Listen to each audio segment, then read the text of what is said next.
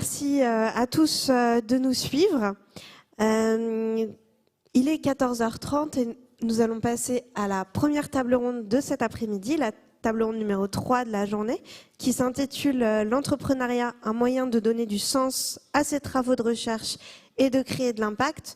C'est ce que nous disait Roxelane Kaki, on a envie d'avoir un impact, mais aussi c'était le propos de notre parrain Thomas Laurent ce matin. Donc on voit que c'est quelque chose qui tient à cœur, qui est au cœur de ces initiatives.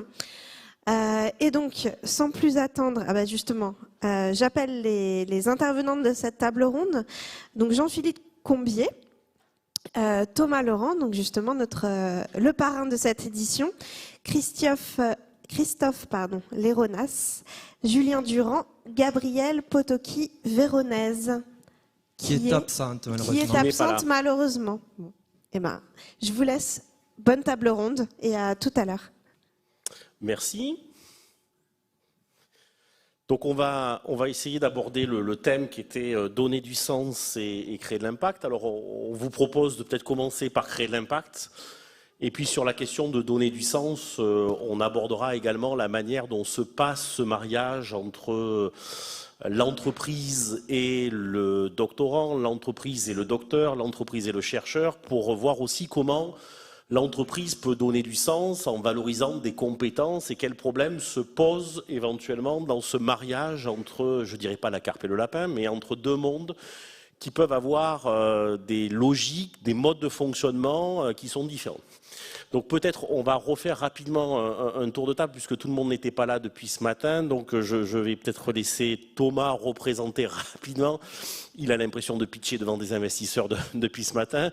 Peut-être rapidement quel est un peu l'objet de la société et puis revenir peut-être effectivement sur pourquoi c'est un moyen d'agir sur la société qui semble plus intéressant ou en tout cas différent de ce qui peut se faire dans un laboratoire. Alors effectivement, je vais me représenter très rapidement. Donc Thomas, cofondateur et CEO de Micropep. J'ai la chance d'être avec Jean-Philippe, qui est la personne grâce à qui Micropep existe. Je laisserai se présenter et parler un peu de l'aventure de son côté. Sur la thématique de l'impact, donc nous chez Micropep, comme je le disais ce matin, l'objectif c'est de remplacer les pesticides. On travaille sur une nouvelle approche technologique à partir de microprotéines. En un mot, on pense que de même que les ARN ont révolutionné le monde des vaccins, notre technologie va révolutionner le monde de la santé des plantes. Donc on travaille sur ce sujet depuis 2016, donc une spin-off, on reviendra là-dessus, du laboratoire de Jean-Philippe, de TTT. Une société financée par des fonds de capital risque, on en a parlé un petit peu ce matin. Là, je fais un peu la promotion du parcours qu'on a eu là-dessus. On a levé 4 millions en 2018, 8 millions et demi l'année dernière et on est en train de clôturer une autre levée de fonds. On a un vrai projet deep tech qui nécessite des investissements sur long terme. Et l'ambition première, c'est vraiment d'avoir un impact concret, réel, auprès des agriculteurs. Ça prend du temps, mais on garde le cap pour y arriver. Très bien, merci. Mais du coup, peut-être on va demander à Jean-Philippe l'autre point de vue. Et finalement, qu'est-ce qui lui a semblé intéressant et pourquoi est-ce que le fait de rejoindre ce projet de création d'entreprise lui semblait une façon d'avoir de l'impact peut-être de manière plus efficace, plus importante que dans le cadre de l'entreprise? Donc, je suis Jean-Philippe Combillet, je suis directeur de recherche au CNRS. J'ai une équipe de recherche qui est focalisée sur les peptides et les petits ARN au laboratoire de recherche en sciences végétales à Haussville. Et donc, ça fait une dizaine d'années que je travaille sur les peptides. Et en fait, on s'est rendu compte qu'ils pouvaient avoir des propriétés extrêmement intéressantes. Et dans le cadre de l'agriculture actuelle et des produits chimiques qui sont polluants, qui sont dangereux pour la santé, qui sont nocifs, et qui sont de plus en plus interdits, on se retrouve avec une agriculture qui manque de moyens concrets pour pouvoir fonctionner. Et l'objectif de Micropep, c'est donc, comme Thomas l'a dit, de pouvoir améliorer, de pouvoir apporter une alternative à ces produits en utilisant des produits naturels, des peptides, donc c'est des enchaînements d'acides aminés. On en a dans tous les êtres vivants. Et pour le coup, ça ne se fait pas en 2 minutes. Donc, on a cofondé avec Thomas et Dominique Micropep en 2016 et on espère avoir les produits d'ici quelques années, les premiers produits. Voilà. En termes d'impact, Déjà, la création d'emplois au niveau local est assez conséquente. On est pour l'instant sur une trentaine d'employés, on va être 40 bientôt. Donc c'est quelque chose qu'on ne peut pas faire au laboratoire. On n'a pas les moyens de pouvoir recruter de façon pérenne 40 personnes. Et ensuite, donc, comme Thomas l'a dit, l'objectif c'est de pouvoir avoir dans quelques années une agriculture beaucoup plus saine.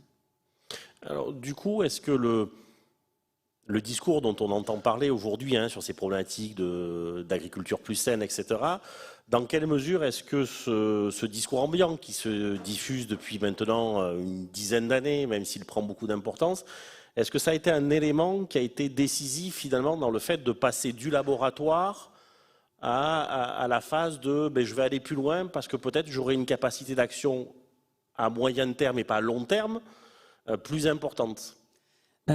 En fait, dès le départ de ma carrière, je me suis toujours posé la question de comment pouvais-je faire un retour à la société. La société investit dans la recherche, elle donne de l'argent énormément sur les impôts de chacun à la recherche, et alors que beaucoup de chercheurs se fichent complètement d'un retour, j'ai toujours été sensibilisé à ça. On se doit en tant que chercheur de rendre à la société ce qu'il nous a donné, et au centuple, voilà. D'accord.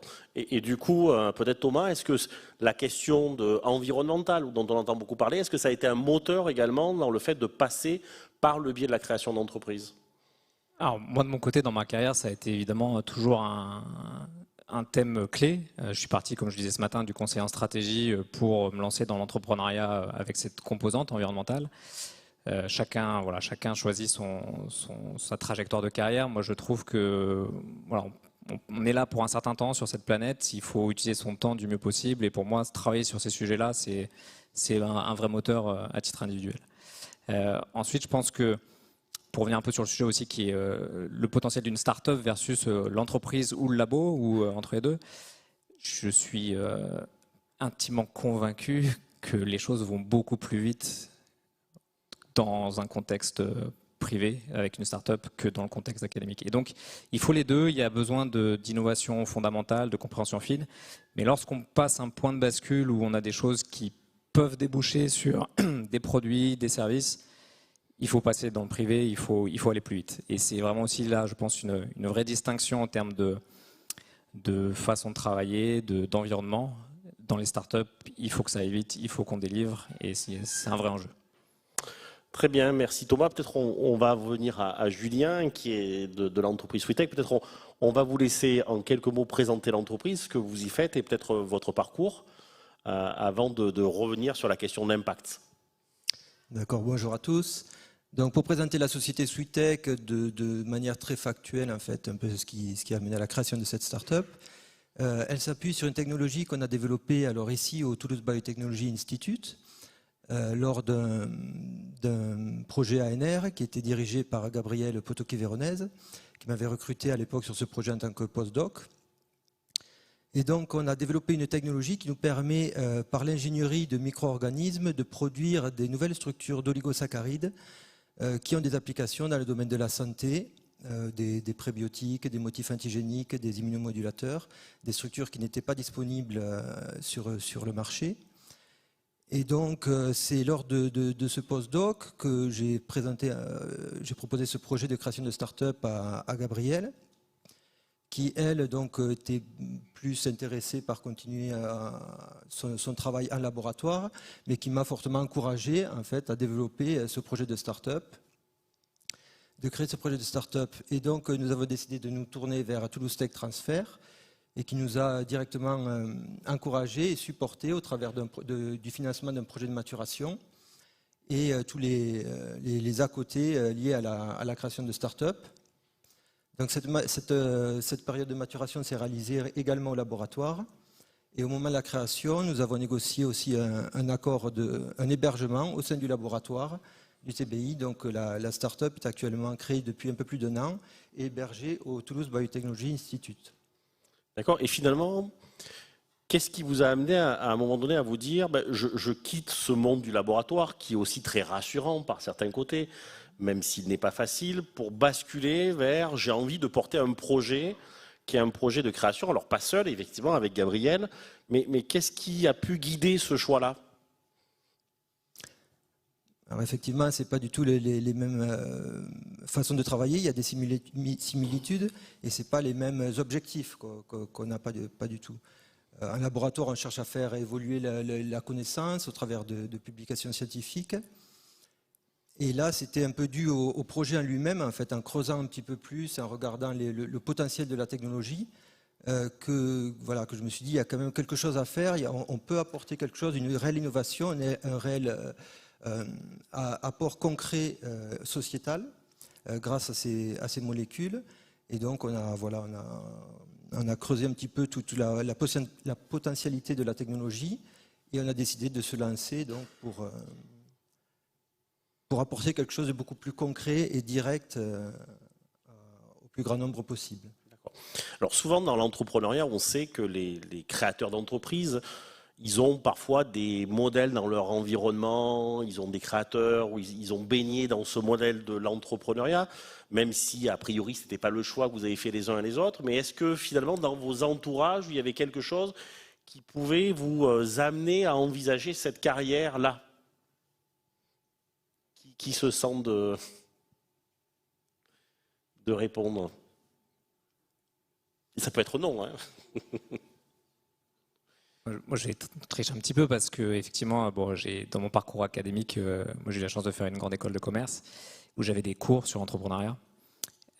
Et donc, je me souviens très bien d'un cours qu'on avait avec un ancien entrepreneur qui était venu nous présenter la trajectoire de sa société, qui s'appelait Bâche de France, je m'en souviens encore. Il avait repris une petite structure familiale et c'était vraiment la description d'une vraie success story. Donc il avait repris ça après avoir fait quelques années d'audit et qu'il avait repris de zéro et puis il avait monté une super histoire, une super aventure. Et ça m'avait vraiment marqué et donné déjà ce goût de l'entrepreneuriat. C'est aussi pour ça qu'en sortant de cette école, je suis allé, non pas en audit comme lui, mais en conseil, ce qui est assez proche. Et c'est aussi pour ça qu'après un peu de temps en conseil, j'ai stoppé pour me lancer dans l'aventure. Donc voilà, j'ai eu la chance d'être un peu baigné dans ce monde-là. Jean-Philippe ou Julien, je ne sais pas. Moi, je veux bien commencer. Moi, j'ai eu une autre vie professionnelle avant de faire de la science. Et je suis un petit peu surpris des fois par le cloisonnement qu'on met entre les professions et par rapport à la formation qu'on a eue. Il est vraiment très logique en France de poursuivre dans la formation initiale qu'on a reçue. Je pense qu'il est quand même, c'est souvent des barrières qu'on se met soi-même et les ponts entre les secteurs d'activité sont quand même moins hauts et moins contraints que ce qu'on pense, je pense.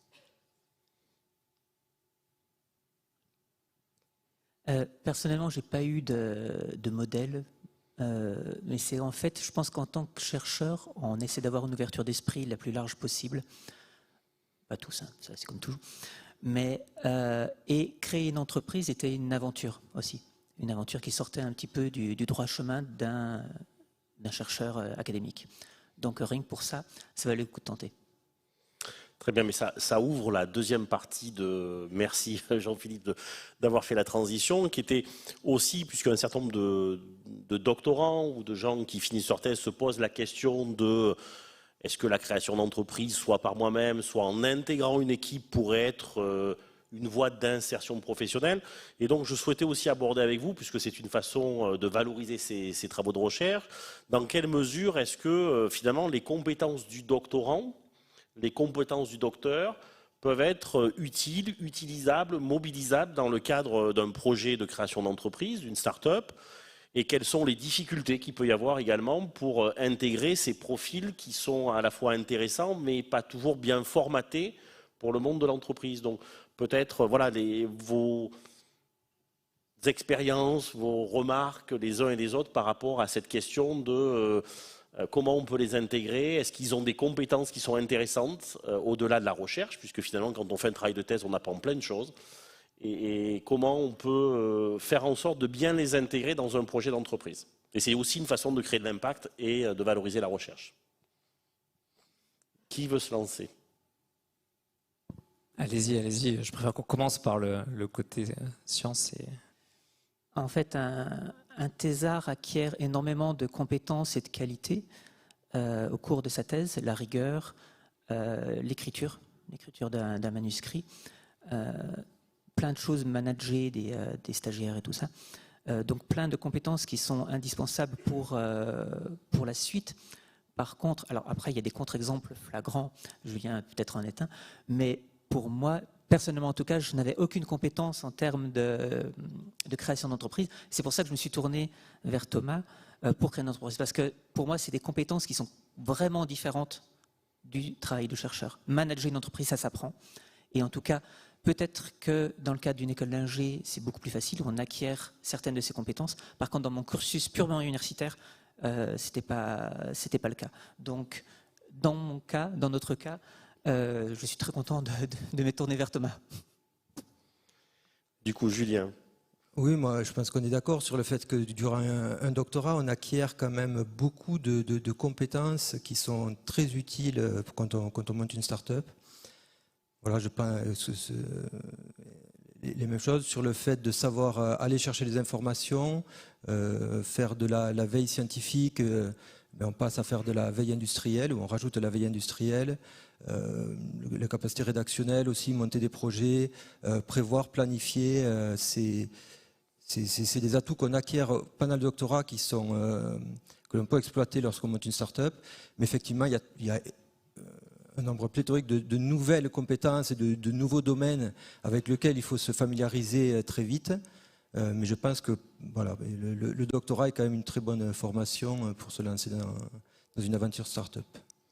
D'accord. Et donc du coup de l'autre côté, quand on intègre quelqu'un qui a un profil de doctorat, quelles sont les difficultés ou les choses importantes auxquelles il faut penser pour que l'intégration se passe de la mieux possible, à la fois pour l'entreprise finalement et pour le doctorant? Déjà, pour rebondir un peu sur ce qui a été dit avant, je pense que pour moi qu'il n'y a pas de règle, il n'y a pas un bon profil d'entrepreneur et un mauvais profil. Il y a des entrepreneurs qui ont fait des écoles de commerce, qui ont planté des tas de boîtes et qui sont incompétents pour le faire.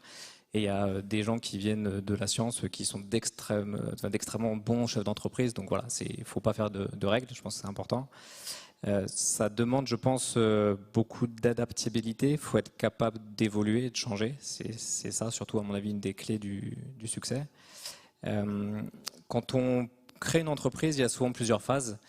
Et c'est vrai qu'on a besoin de certaines compétences à un moment, et ces compétences ont besoin d'évoluer aussi. C'est un vrai organisme vivant, c'est une structure qui grossit avec des arrivées, des départs.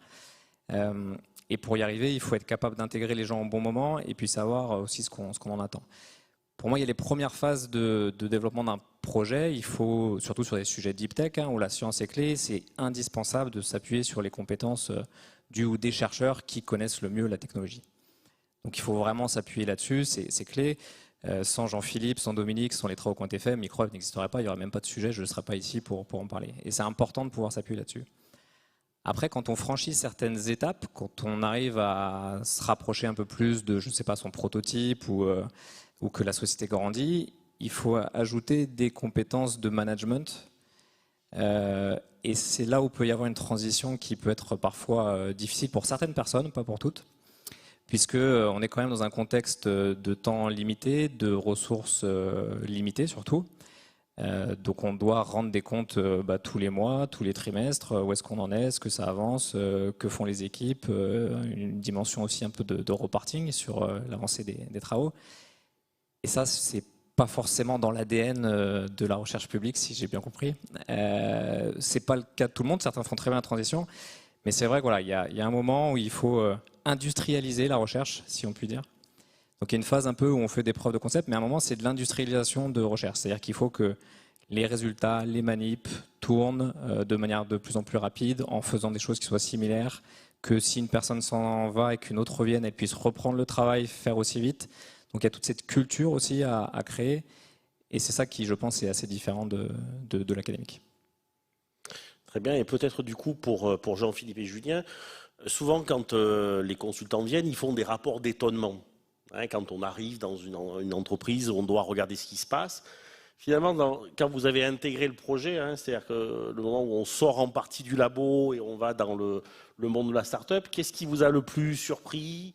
Alors ça peut être agréablement ou désagréablement. Du coup, le choc de culture, le choc s'est passé à quel niveau et sur quoi?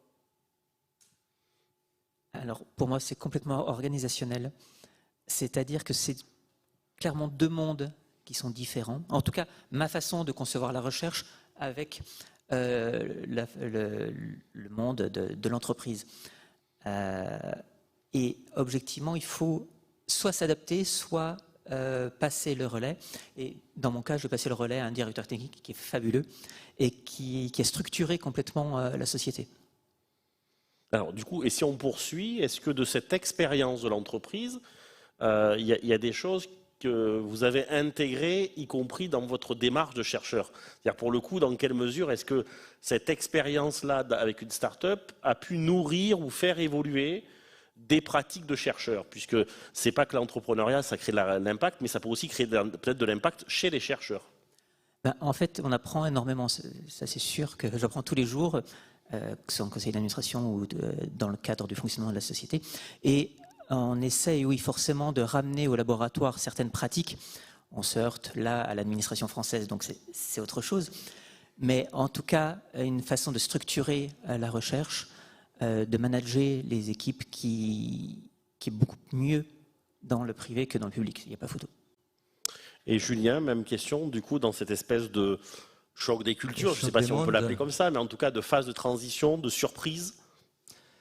Moi, comme je le disais, j'avais une vie professionnelle avant de découvrir la science, et comme surtout, on a des a priori sur les domaines d'activité, sur les secteurs. J'en avais sur le domaine scientifique, certains se confirment, mais on se rend compte que les a priori qu'on a sont forcément loin de la réalité.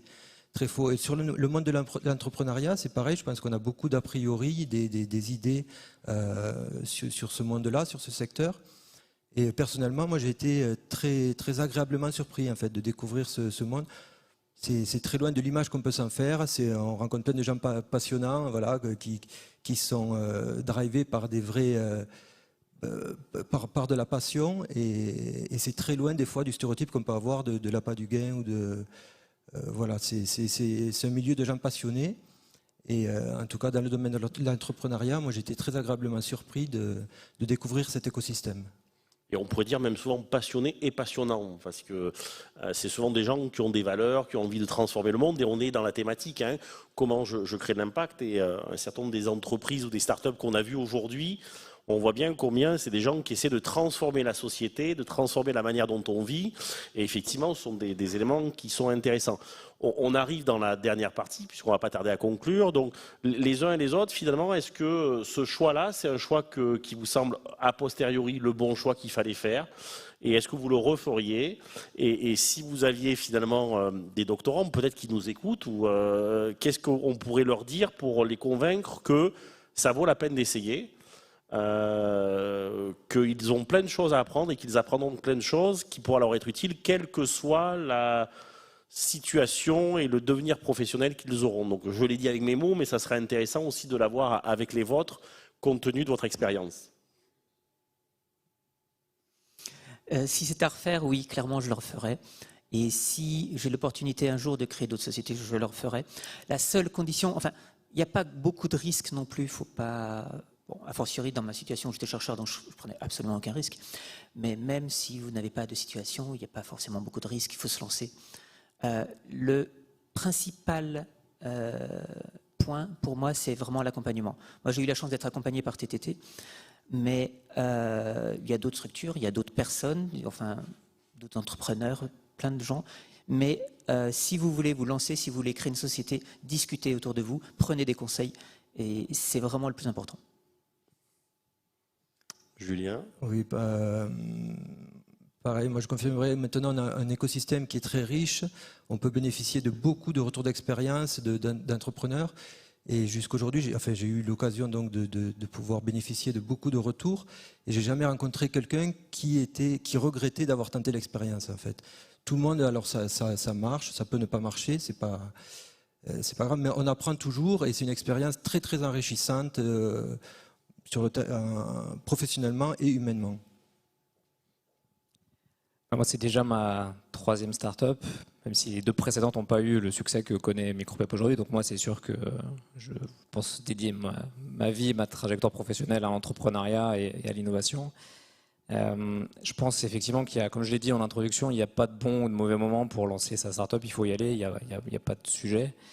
On a la chance en France, on l'a dit un peu, d'être énormément soutenu lorsqu'on veut créer, ce qui n'est pas le cas d'autres pays. Et c'est déjà de toute manière aussi, je pense, une première sélection. C'est-à-dire que dans le mot entreprendre, il y a entrepreneur, il y a entreprendre. Et la première sélection, c'est ça, s'il y a des gens qui franchissent le cap, qui y vont. Et c'est ça aussi qu'on reconnaît un premier démarrage d'une graine de dirigeant. Donc voilà, n'ayez pas peur, il faut se lancer. Et puis, au-delà de la destination, de la trajectoire, ce qui est important aussi, c'est le chemin. Et c'est vrai que dans ces expériences-là, on a la chance de développer un tas de compétences et d'apprendre énormément de choses. Et donc ça, quelle que soit finalement la trajectoire, que ce soit un succès commercial ou un échec de financement, il y a énormément de choses positives à retenir. Et ça, j'espère aussi que c'est quelque chose qui commence à changer aussi dans les mentalités françaises, cette peur de l'échec ou de repartir. J'espère que c'est quelque chose qui commence à évoluer. Je préfère recruter quelqu'un qui a eu 1 ou 2 échecs en start-up plutôt que quelqu'un qui a connu que le succès toute sa vie. Et c'est hyper important de cultiver ça. Donc allez-y, foncez, il faut y aller. Merci Thomas. Et du coup, je rebondis parce qu'il y a un mot qui était important, qui était compétences. Et effectivement, l'entrepreneuriat développe des compétences. Vous pouvez développer des compétences entrepreneuriales et elles vous seront utiles quel que soit ce que vous allez faire. Aujourd'hui, même pour ceux qui vont rester dans les laboratoires de recherche, en tant que directeur de labo, je l'ai été quelque temps, il faut trouver des budgets, il faut faire des plans. Finalement, on a un métier qui, par certains côtés, mobilise des compétences entrepreneuriales. Ces compétences entrepreneuriales vous seront utiles également si vous souhaitez intégrer une entreprise, qu'elle soit grande, petite ou moyenne, parce qu'aujourd'hui, on cherche aussi des gens qui ont une capacité à s'adapter, à s'intégrer, à être force de proposition, à être agile. Donc, développer des compétences entrepreneuriales tout au long de votre cursus, et y compris pendant la thèse, c'est un élément important. Il y a des structures, le ministère en porte une, c'est celle que je dirige qui est le Pépite, mais vous pouvez commencer très tôt, doucement, et il n'y a pas d'obligation à créer. Voilà, vous verrez si c'est pour vous, si c'est le bon moment, si c'est le bon projet, mais ce sont des éléments qui peuvent être intéressants. Donc peut-être le dernier mot, est-ce que vous souhaitez rajouter une dernière chose avant qu'on cède à la prochaine table ronde ? C'était une belle conclusion, je trouve. Allez-y. Merci.